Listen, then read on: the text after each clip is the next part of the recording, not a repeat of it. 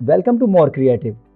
आज की Photoshop class में हम डिस्कस करेंगे पेन टूल को और टाइप टूल को।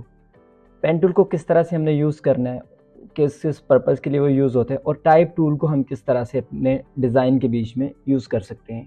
और इसी तरह हम पेन टूल को और टाइप टूल को आज इस वीडियो में डिस्कस करेंगे। तो बगैर कोई वक्त ज़ाया किए चलिए स्टार्ट करते हैं। पहले हम पेन टूल को डिस्कस कर लेते हैं। पेन टूल को हम अपने डिज़ाइन के बीच में सबसे ज़्यादा यूज़ कर रहे हैं, हमारे डेली रूटीन के बीच में सबसे ज़्यादा यूज़ होने वाला टूल। और कह लूँ कि अगर फोटोशॉप के बीच में या इलस्ट्रेटर के बीच में डिज़ाइन करने के लिए अगर आपको किसी टूल की सबसे ज़्यादा ज़रूरत पड़ती है तो वो पेन टूल है, कि जिससे आप मल्टीपल टाइप्स के ग्राफिक्स क्रिएट कर सकते हैं, लेआउट्स क्रिएट कर सकते हैं, और इस पर्पज़ के लिए इसको यूज़ करते हैं।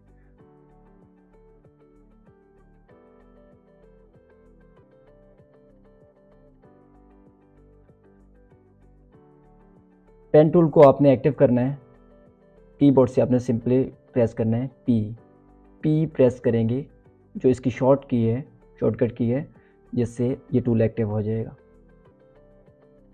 पेन टूल को हमने एक्टिव किया, और जैसे ही हमने इस टूल को एक्टिव करना है या हम किसी भी टूल को एक्टिव करते हैं तो टॉप के ऊपर इसकी प्रॉपर्टी हमें शो होती है, जो मेन मेन्यू के नीचे आ रहे हैं ऑप्शंस नज़र आ रही है। वहाँ पे इस वक्त पाथ जो है उसको सिलेक्ट किया हुआ हमने। नॉर्मली भी जब हम पेन टूल को एक्टिव करते हैं तो ये पाथ जो होता है ये पहले सेलेक्ट हुआ होता है, और इसके अंदर हमारे पास जो दूसरी ऑप्शन है वो शेप की है। पेन टूल के ये जो ऑप्शंस हैं पाथ और शेप, इसमें जो शेप है इसको हम ज़्यादा यूज़ करते हैं ग्राफिक्स के लिए, लेआउट्स के लिए, तो इसको हम पहले डिस्कस कर लेते हैं। तो हम जो शेप है इसके ऊपर क्लिक करेंगे तो चेक ऑन हो जाएगा। कैनवस पे आके हम पेन टूल से एक कर्व शेप में एक लेआउट ड्रॉ करेंगे।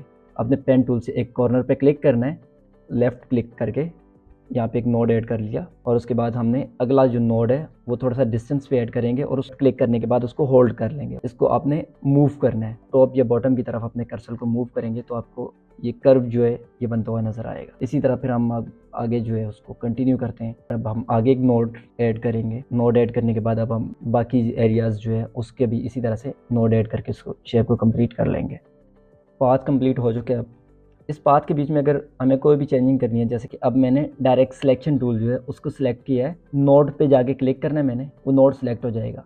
तो जैसे ही इसके ऊपर मैंने क्लिक किया तो अब मुझे साइडों पे दो हैंडल्स नज़र आ रहे हैं। मैं एक हैंडल के किसी भी साइड के हैंडल की नोड पे क्लिक करूँगा, इसको ऊपर या नीचे की तरफ मूव करूँगा तो जो पाथ जो शेप मैंने ड्रॉ की है वो चेंज हो जाएगी। तो इस तरह से हम डायरेक्ट सिलेक्शन टूल से कोई भी चेंजिंग कर सकते हैं जो भी हमने शेप ड्रॉ की होगी। अब डायरेक्ट सिलेक्शन टूल जो है वो ऐसे ही सिलेक्ट है मेरे पास, और जो लेयर है पाथ वाली वो भी सिलेक्ट है। तो टॉप मेन्यू के ऊपर मेरे पास ऑप्शन आ रही है फिल की, तो फिल से जाके मैं कोई भी कलर जो है उसको चेंज कर सकता हूँ। यहाँ पे मल्टीपल कलर्स हैं उसको चेंज करके आपको दिखा रहा हूँ कि आप ग्रेडियंट भी उसके अंदर फिल कर सकते हैं, या इसके अलावा भी जो कलर्स हैं वो आप फिल कर सकते हैं। और फिर ग्रेडियंट की जो सेटिंग्स हैं, डिफरेंट सेटिंग्स हैं, कि आप उसको किसी भी तरह की सेटिंग जो है उसके बीच में कर सकते हैं यहाँ से ईजीली।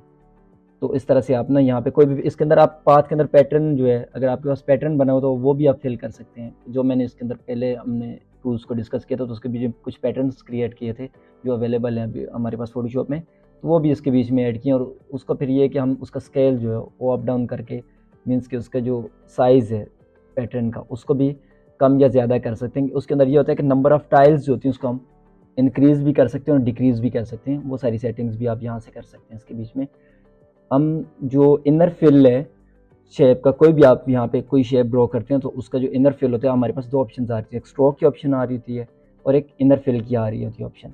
तो जो इनर फिल है उसको अब मैंने इसके बीच में फिल करके आपको दिखा दिया। उसकी जितनी भी सेटिंग्स हैं वो भी सारी कर ली हैं, और सेटिंग्स से होपफुली कि आपको समझ आ गया होगा कि किस तरह से हम इसके बीच में कलर्स फिल कर सकते हैं। और हम आल्ट बैक स्पेस या कंट्रोल बैक स्पेस से भी कलर फिल कर सकते हैं, जैसे कि हम फोटोशॉप के बीच में कलर फिल कर सकते हैं। जो हमें टूल्स बार के नीचे बॉटम पे हमें दो कलर नज़र आ रहे हैं, वहाँ से भी हम कलर सेलेक्ट करके उसको चेंज कर सकते हैं। तो हमारे पास ये दोनों ऑप्शंस अवेलेबल होती हैं, हम किसी भी तरह से इसके अंदर कलर्स चेंज कर सकते हैं। ये डिज़ाइन टू डिज़ाइन वेरी करता है कि हमारे पास अभी कौन सा डिज़ाइन है, उसके अंदर हमें ये जो हमने शेप ड्रॉ की है इसका पर्पज़ क्या है, कि हमने इसको ग्रेडियंट इसके बीच में ऐड करना है, कोई इमेजेस ऐड करने हैं इसके बीच में, वो डिपेंड करता है। हमारा जो इसका पर्पज़ था वो तो इसके बीच में यही था कि हमने पेन टूल से किस तरह से हम कोई शेप ड्रॉ कर सकते हैं, वो था। बट इसके बीच में हमने इमेजेस और बाकी के टेक्सचर अगर कुछ ऐड करने हैं तो वो भी हम इसके बीच में क्लिप कर सकते हैं। फोटोशॉप की जो फर्स्ट क्लास थी उसके बीच में हमने डिस्कस किया था कि ग्रेडियंट हम किस तरह से डाउनलोड करते हैं और उसको फोटोशॉप में किस तरह से लेके आते हैं। तो अगर आप वो ग्रेडियंट जो है अगर आपके पास वो अवेलेबल होंगे तो अब यहाँ पे वो अगर आपने पहले नहीं भी लोड किया तो आप इसके बीच में लोड करके वो भी ग्रेडियंट जो है वो यूज़ कर सकते हैं किसी भी पाथ किसी भी शेप के बीच में।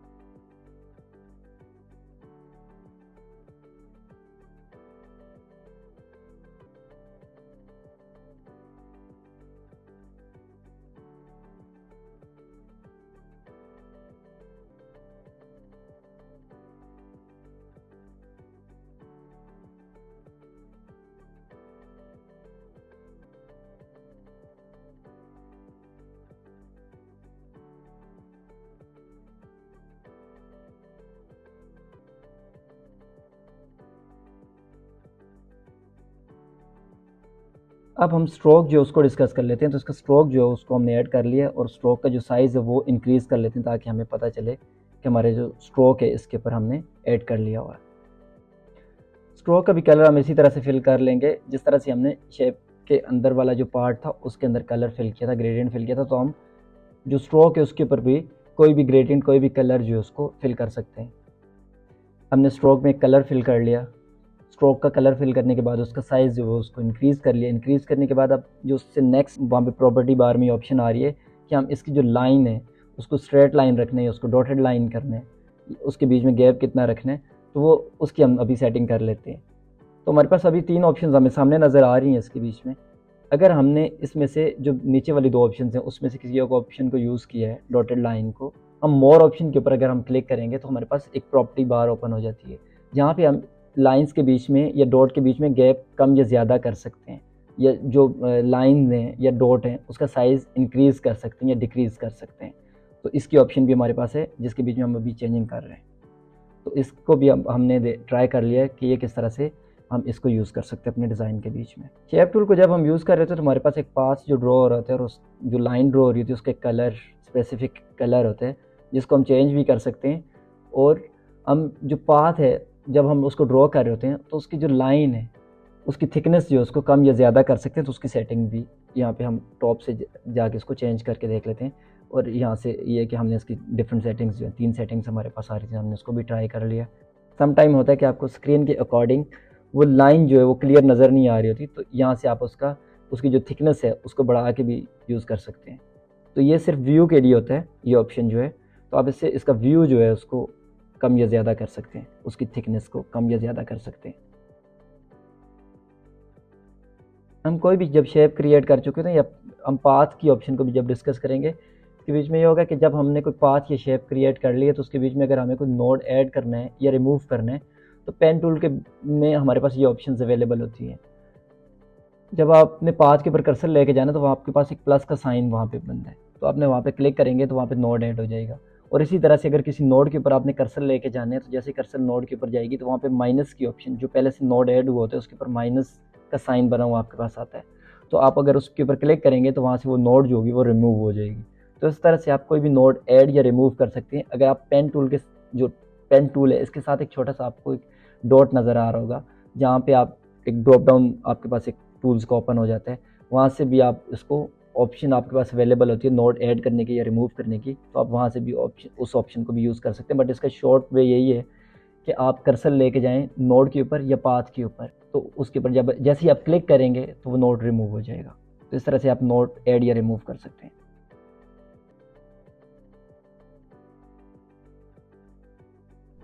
अब हम पाथ के ऑप्शन को डिस्कस कर लेते हैं।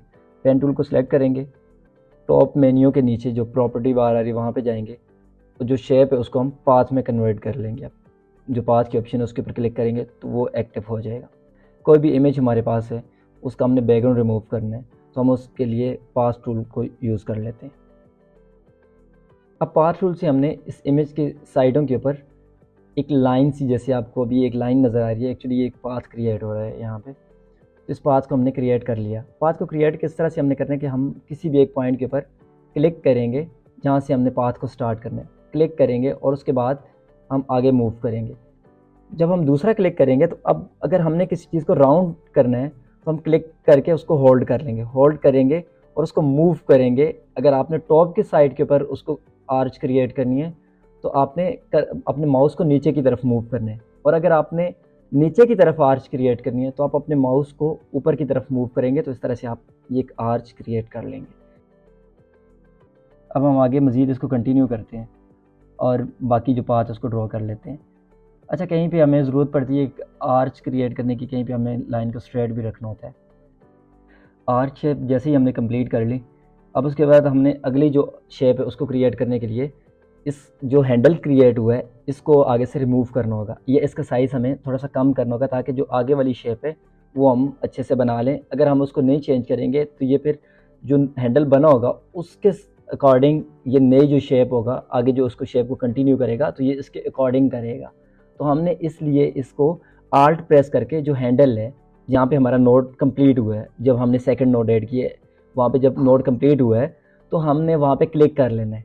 क्लिक करेंगे आल्ट प्रेस करके तो जो आगे का नोड होगा वो डिलीट हो जाएगा, और इस तरह से हम आगे जो पाथ उसको कंटिन्यू कर लेंगे। तो वो ज़रूरत जब हमें जिस चीज़ की जिधर पड़ेगी तो हम उसको उसी तरह से यूज़ कर लेंगे। और इसी तरह अगर हमने कुछ आर्च क्रिएट किया है, बस उसका साइज़ जो एक्यूरेट नहीं हुआ जिस तरह से हम उसको बनाना चाह रहे थे और हमने क्लिक छोड़ दिया, तो हमने कंट्रोल प्रेस करके जो हमारा लास्ट नोड जो है उसके ऊपर हम क्लिक करेंगे और हमारे पास जो दो हैंडल्स आ रहे हैं उससे हम इस शेप को चेंज कर सकते हैं। पेन टूल को आपने जब भी यूज़ करना है तो इसके बीच में जो दो इम्पॉर्टेंट चीज़ें हैं कि एक तो आपका वो पार्ट जिसके बीच में आपने एक नोड ड्रॉ करना होता है, जो आप पेन टूल से खुद क्लिक करके ड्रॉ करते हैं, वो नोड तो है। उस नोड के साथ जब उसको आप आर्च शेप में कन्वर्ट करते हैं तो दो हैंडल्स जो हैं वो क्रिएट हो जाते हैं। वो हैंडल्स इसलिए होते हैं कि आप अगर उस शेप को जो आपने पाथ आर्च शेप में आपने उसको बनाया है या किसी भी शेप में आपने उसको कर्व शेप में बनाया, कोई भी कर्व शेप हो सकती है, तो उसके बीच में जब आपने बनाया तो उसके बीच में अगर आपने चेंजिंग करनी है तो उन दो हैंडल से आपने चेंजिंग करनी है। जब भी हमने कोई पाथ ड्रॉ करना है किसी इमेज को क्रॉप करने के लिए, तो हम जब उसको कंट्रोल एंटर प्रेस करेंगे उसको सिलेक्शन में कन्वर्ट करने के लिए, तो हमने उसको 0.5% जो है उसको फेदर भी ऐड कर देना है। और उसके बाद हम कंट्रोल जे या डिलीट का बटन प्रेस करें या मास्क जो है उसके ऊपर क्लिक करेंगे हम, तो वो मास्क हो जाएगी। जो सिलेक्शन हमने ली होगी उसके बाद हमने मास्क टूल भी उसके ऊपर जाके जो हमें लेयर पैनल के नीचे नज़र आ रहा होता है वहाँ से भी हम कर सकते हैं। और टॉप में पेन टूल से जो अब आप पाथ ड्रॉ करेंगे तो उसकी भी प्रॉपर्टीज़ जो आ रही है तो उसके बीच में भी आपके पास ये ऑप्शन है कि ऑप्शन पे जाके आपने क्लिक करना है तो उससे लेयर मास्क हो जाएगा। और उसके बीच में आपने बाद में कोई भी चेंजिंग करनी है तो आप इजीली वहाँ पे भी चेंजिंग कर सकते हैं। आई थिंक ये ज़्यादा बेहतर ऑप्शन है कि आप इसको सिलेक्शन में कन्वर्ट करके उसके बाद मास्क करें, बल्कि आप पाथ को मास्क में कन्वर्ट कर लें ताकि आप बआसानी इसको बाद में भी अगर कोई चेंजिंग करनी है इसके बीच में उससे हम इस शेप को चेंज कर सकते हैं।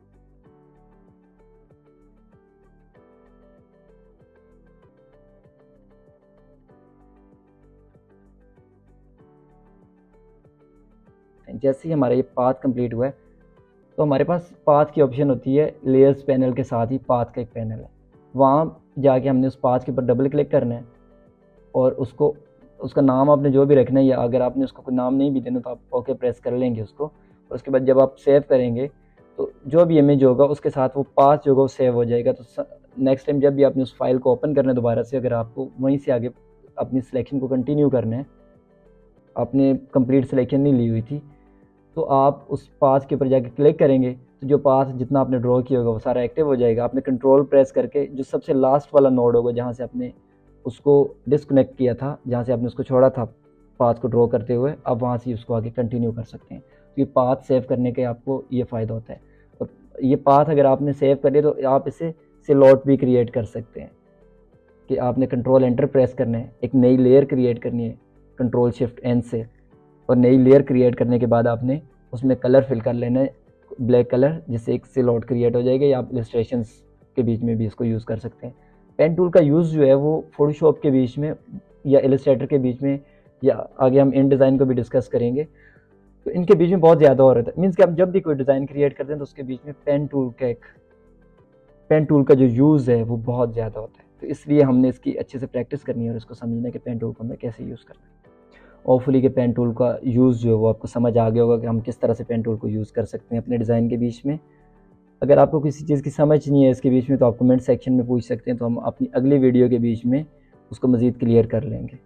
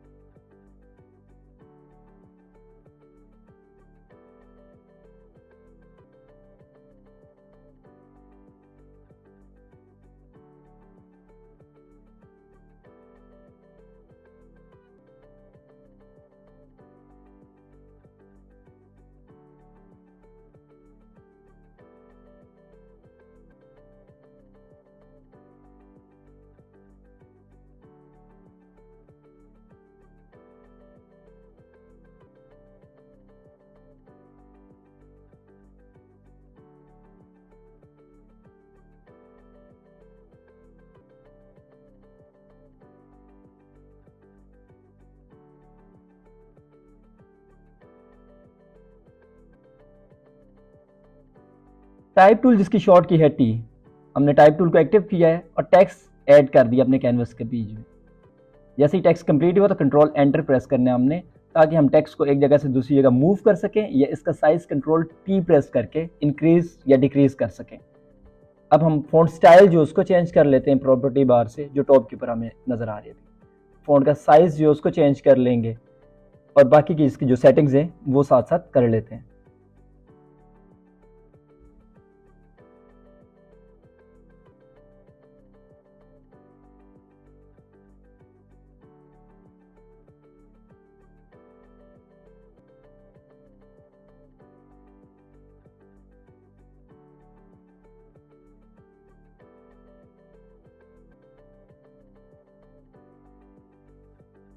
उसके बाद हम टेक्स्ट को एक जगह से दूसरी जगह पे मूव कर लेंगे।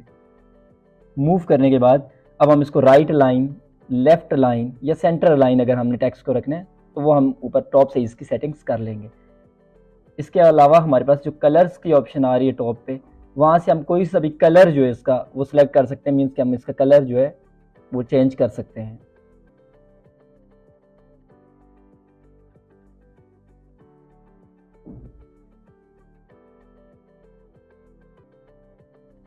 अब नेक्स्ट जो हमारे पास ऑप्शन है वो है वर्ब की। वर्ब को हम टेक्स्ट को स्टाइलाइज करने के लिए यूज़ करते हैं। नॉर्मली हम देखते हैं कि इसको लोगोस के बीच में या फूड पैकेजिंग या डिफरेंट पैकेजिंग के बीच में फ़ॉन्ट को इस तरह से स्टाइलाइज किया होता है, तो हम यहाँ से आके टेक्स्ट को स्टाइलाइज कर सकते हैं। इसकी डिफरेंट प्रॉपर्टीज़ हैं, हम उसको चेक करेंगे कि किस तरह से ये वर्क करेगा, और इसके डिफरेंट स्टाइल्स हैं उनको भी ट्राई कर लेंगे। तो उन स्टाइल्स को हम किस तरह से यूज़ करके टेक्स्ट को जैसे हमें रिक्वायर्ड है हम उसके अकॉर्डिंग इसको सेट कर सकते हैं। जैसे ये सारा कंप्लीट होगा तो उसके बाद हम ओके का बटन प्रेस कर देंगे। मेरे पास जो टेक्स्ट अभी मैंने टाइप किया हुआ था उसका जो पहला वर्ड था वो बड़ा था और बाकी वाले वर्ड छोटे थे, मीन्स कि हमने उसको टाइटल केस में रखा हुआ था पहले टेक्स्ट को।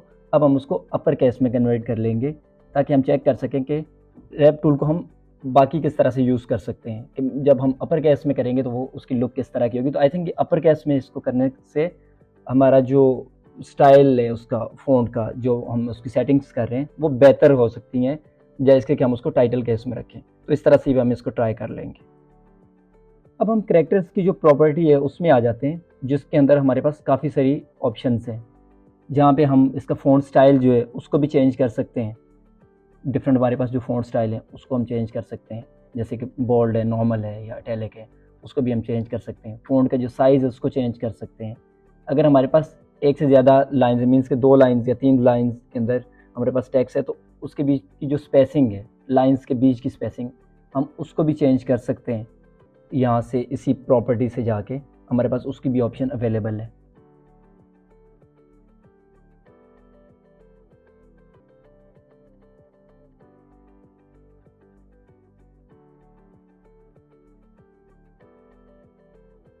तो डिफरेंट इसकी टाइप्स जो हैं उसको हमने ट्राई कर लिया।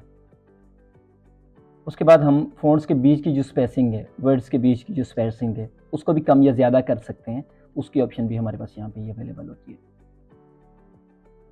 तो ये डिफरेंट सेटिंग्स जो हैं इसको हमने यहाँ पे ट्राई कर लिया है। लाइन में एक सीक्वेंस में जितने भी यहाँ पे सेटिंग्स आ रही हैं हम उनको भी चेक कर लेते हैं कि जो पहली सेटिंग इसकी है कि वो ये है कि हम किसी वर्ड को अगर बोल्ड करना चाहें तो हम इसके ऊपर क्लिक करेंगे तो वो बोल्ड हो जाएगा। इसी तरह हम उसको अगर इटैलिक करना चाहें तो हम इटैलिक की जो ऑप्शन है उसके ऊपर क्लिक करेंगे तो इटैलिक हो जाएगा।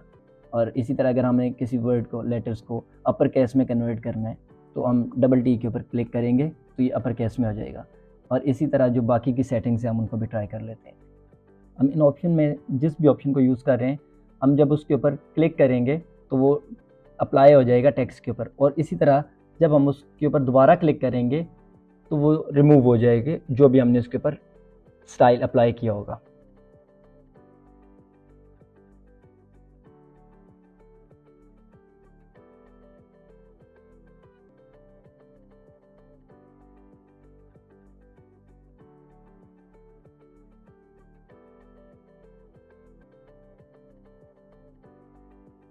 हाइपरनेट की जो ऑप्शन है उसके ऊपर जो चेक है उसको अगर हम ख़त्म कर देंगे तो हाइपरनेट इससे रिमूव हो जाएगा, और अगर उसको चेक को ऑन कर लेंगे उसके ऊपर क्लिक करेंगे और चेक एक्टिव हो जाएगा तो हाइपरनेट जो होगा वो एक्टिव हो जाएगा और टेक्स्ट के बीच की जो स्पेसिंग है वर्ड्स के बीच में जो आ रही है वो कम हो जाएगी।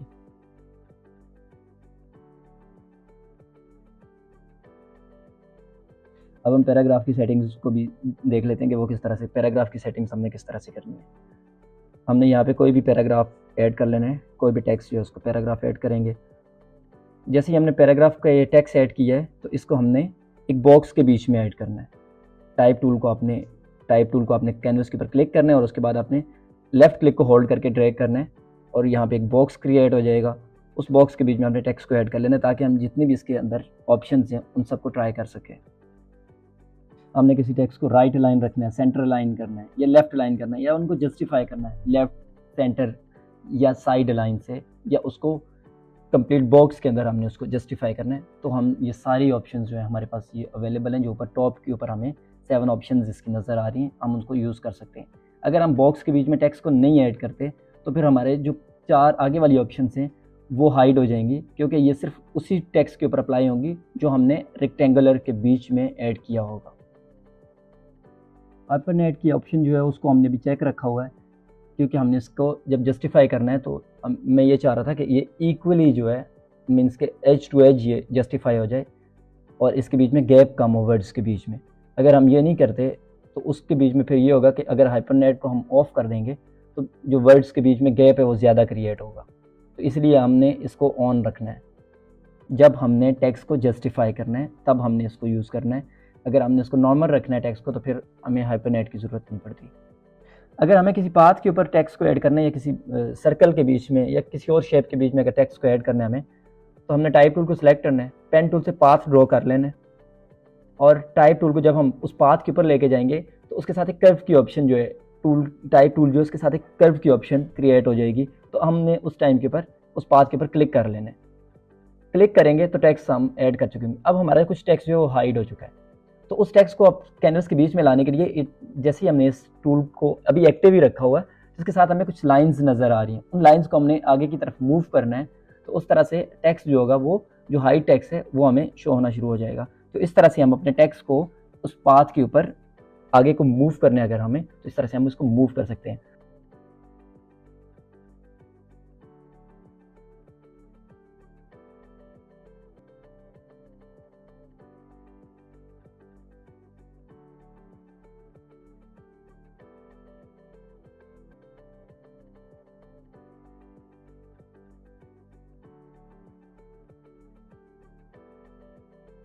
और इसी तरह से अगर हमें किसी शेप के बीच में टेक्स्ट को ऐड करना है तो हमने उस शेप को ड्रॉ करना है। वहाँ पे टाइप टूल को उसके ऊपर लेके गया हूँ, तो यहाँ पे मेरे पास एक सर्कल है, उसके साथ जो टाइप टूल है उसके साथ एक सर्कल जो है वो क्रिएट हुआ मुझे नज़र आ रहा है। तो मैंने क्लिक करना है सर्कल के ऊपर और टेक्स्ट को वहाँ पे पेस्ट कर देना है। तो इस तरह से मैं किसी भी शेप के बीच में टेक्स्ट को ऐड कर सकते हैं।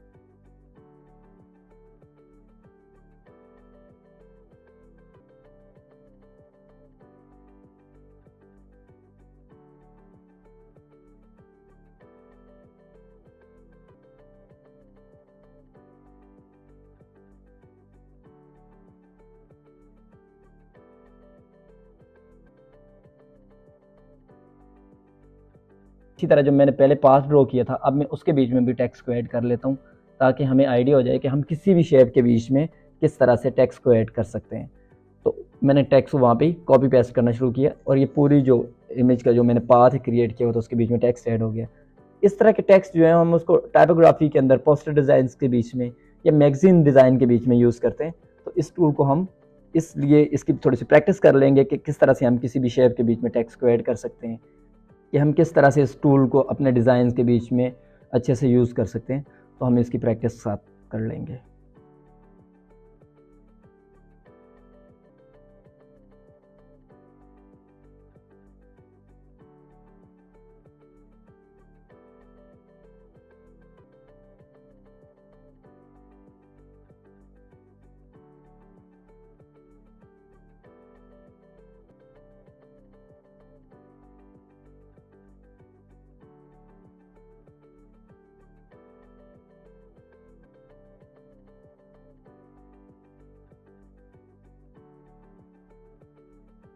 टाइप टूल की जो बाकी 3 ऑप्शन हैं हम उनको भी चेक कर लेते हैं अभी कि हम उनको किस तरह से यूज़ कर सकते हैं।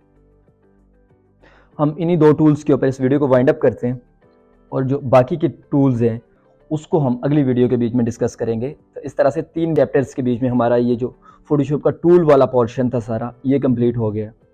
अब टॉप मेन्यू के बीच में हमारे पास जितनी भी ऑप्शंस आ रही हैं हम उनको नेक्स्ट वीडियोस के बीच में डिस्कस करेंगे, क्योंकि वो भी सब इंपॉर्टेंट चीज़ें हैं। बल्कि उसके बीच में तो काफ़ी सारी ऐसी चीज़ें भी है कि जिसके ऊपर हमें सिंगल वीडियो क्रिएट करनी पड़ेगी ताकि हमारी वीडियो की जो लेंथ है वो बहुत ज़्यादा ना हो जाए।